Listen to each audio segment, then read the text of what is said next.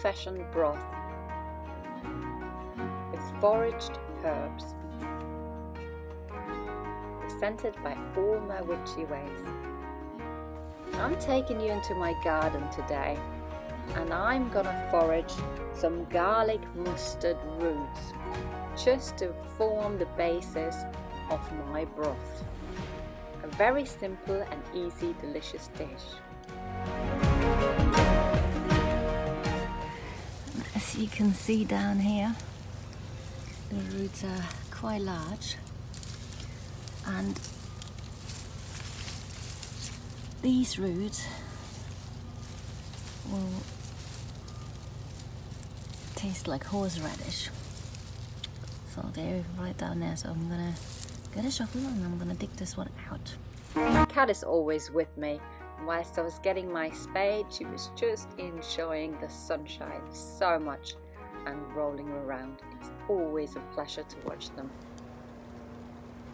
There we go, I've got my spade and I'm slowly going to try dig it out.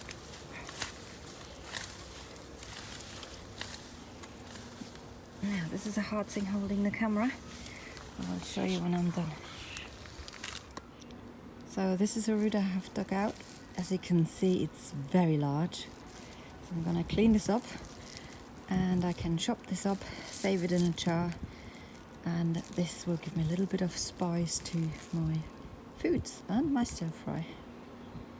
And as you can see, not all of the root has come out, so I haven't killed the whole plant, so next year this plant will still come back. Well, I took the root in, I washed it, I cleaned it, but I found out that it was actually very, very hard at the top.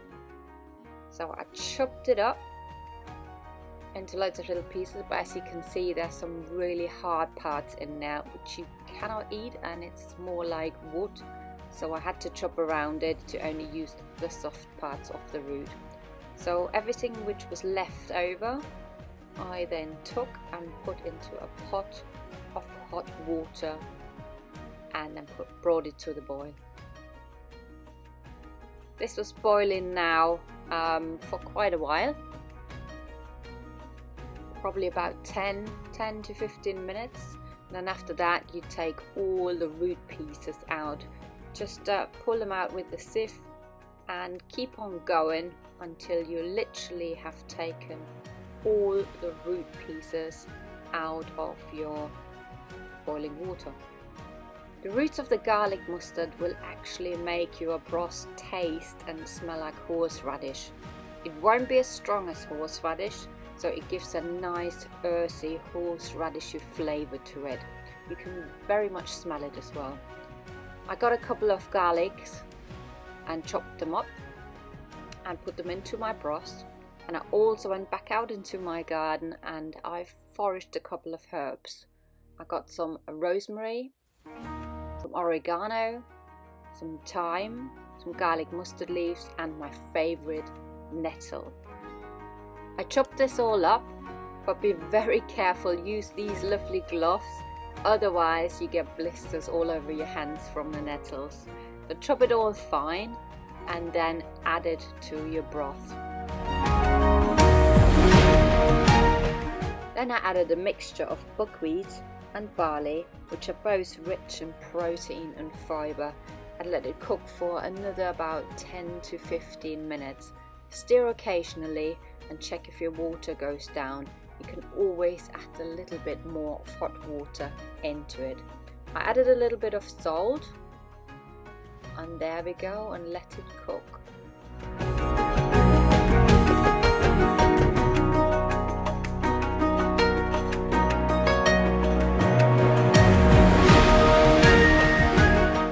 There you have it, my very simple and nutritious, and it was actually very delicious broth, cooked like in the olden times. Enjoy, bon appetit. Thank you for watching again. Hope you enjoyed it. Please like and subscribe. Bye for now.